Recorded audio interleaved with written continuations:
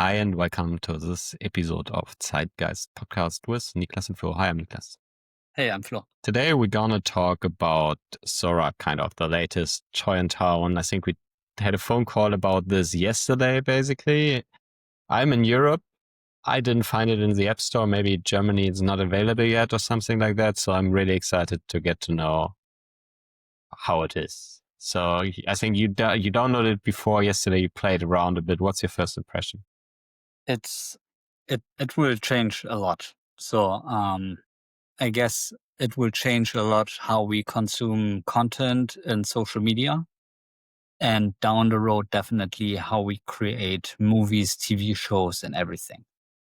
It is just crazy. I mean, nowadays, I would say, and I don't know the numbers, but most people are using some kind of AI in terms of ChatGPT or Perplexity, right?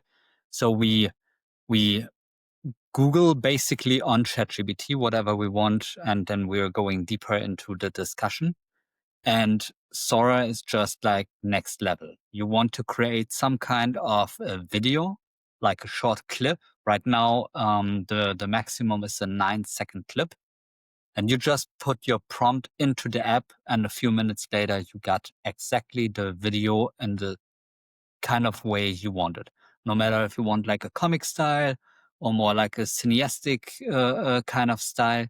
I sent you some of the videos I did on WhatsApp, and it is just crazy. I mean, I told Sora basically, so first of all, you have to upload basically a short clip of yourself. So it is filming basically your face and how you turn left, right, and you have to count a few numbers so that it also gets your voice. I mean, besides that, this is not that good working right now. But after that, you can choose your own avatar or other avatars which are available for public. And you can just play with it and create videos. I have one video where I'm sitting on a unicorn riding through a forest and talking to animals. And it's just fun. On the other hand, a little bit scary because at some point, I guess it gets blurry. We will not really see what is AI and what is real. So down the road, it will definitely be a lot of ethical discussion around it. But like, first of all, it is really a nice thing, nice playful app. I mean, I think we're now like kind of used to Gen AI kind of being amazing, like at things like writing text and all these things. It's just gotten so good. I think like if you told me what we can do now today and what you just also told me about the videos you made, so ridiculous where we've gotten from like 2022, 23, like GPT 3.5, which were okay-ish, I would say. Then the huge step to GPT-4, where you could really see the quality improvement. And now we're not only talking, then we started talking pictures, basically.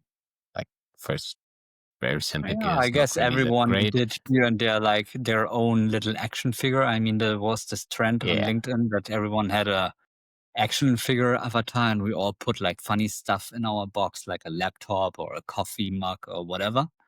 But like videos, this is like next level. And now we're like talking videos, and I think pictures already were quite good. Voice was getting quite good. Now video is getting quite good. And I agree, I don't know where this will lead in terms of like manipulation, because you can basically produce anything and it will be hard to distinguish from reality, human produced content or something like that. I wouldn't even call it human produced content because it's still human produced, but like I would say real content versus AI generated, I would say fake content.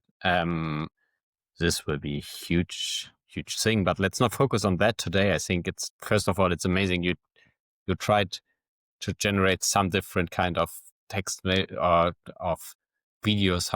What was your impression of it? It's really crazy good, right? It is, yeah. I mean, it's really like a really easy to navigate app. There's not too much going on. Basically, a little field where you put your prompt in, as I said, you choose the avatar you want in the video. Even if you don't create any avatar, it will still create videos. I did like a video about a board meeting and like a funny discussion in a board meeting. And there were like, I don't know, 6 random people talking about the roof.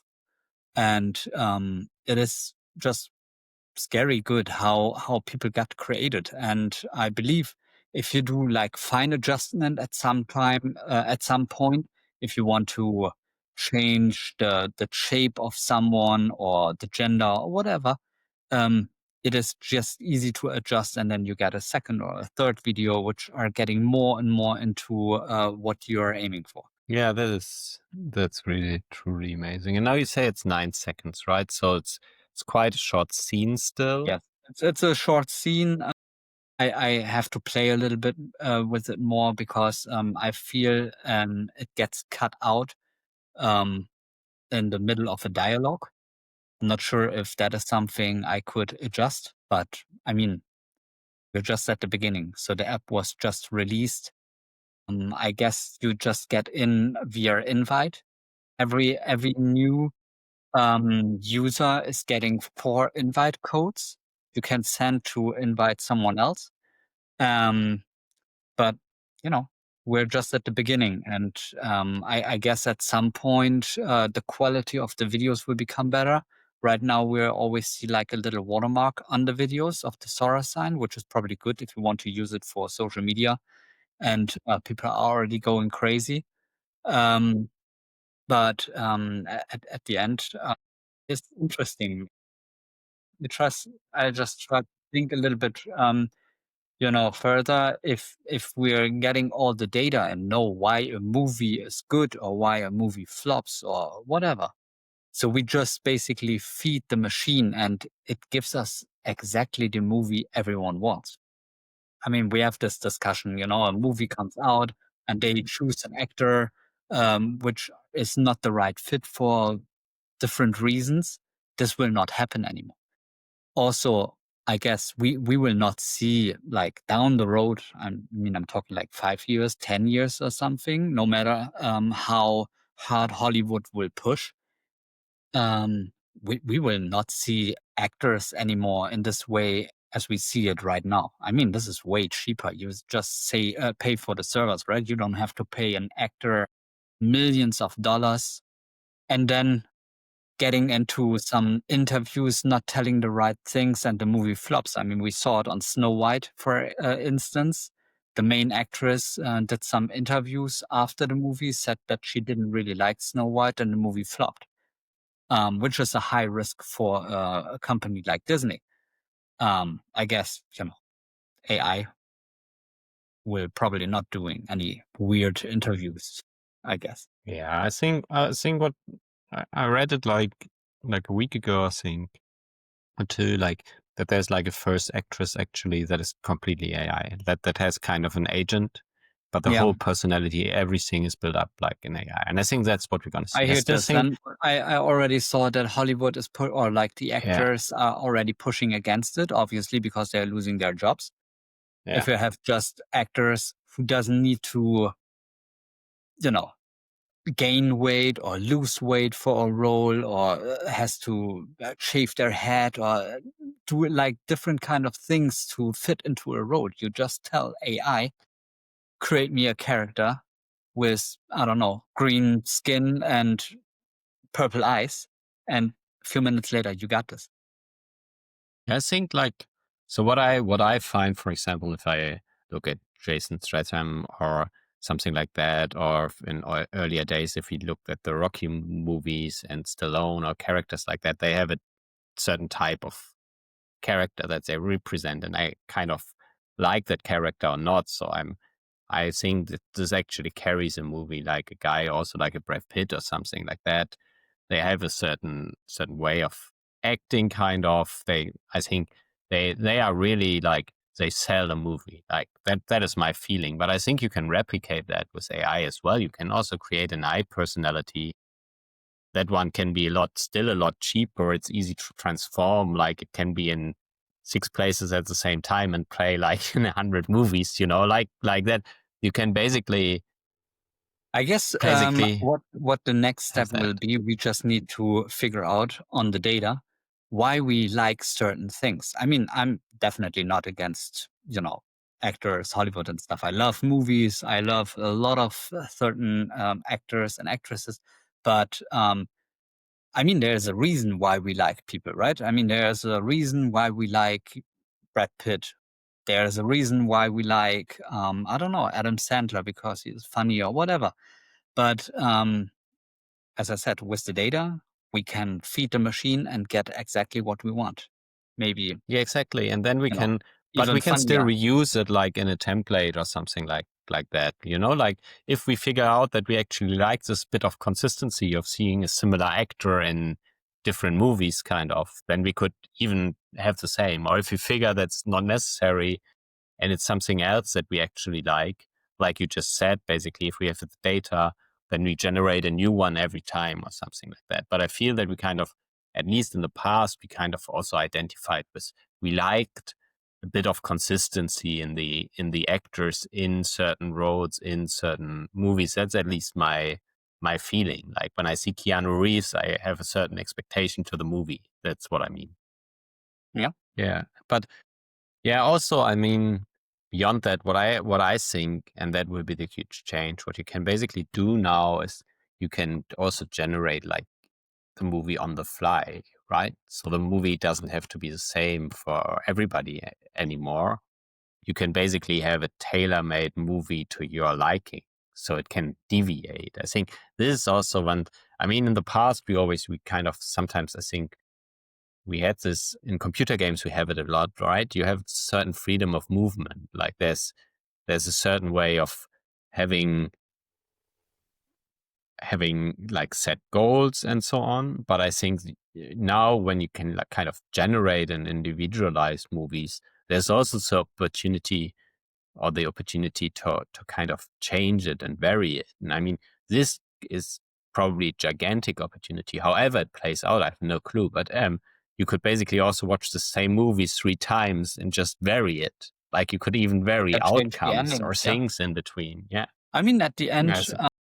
I'm not sure if that is good or not good. I mean, people love controversies.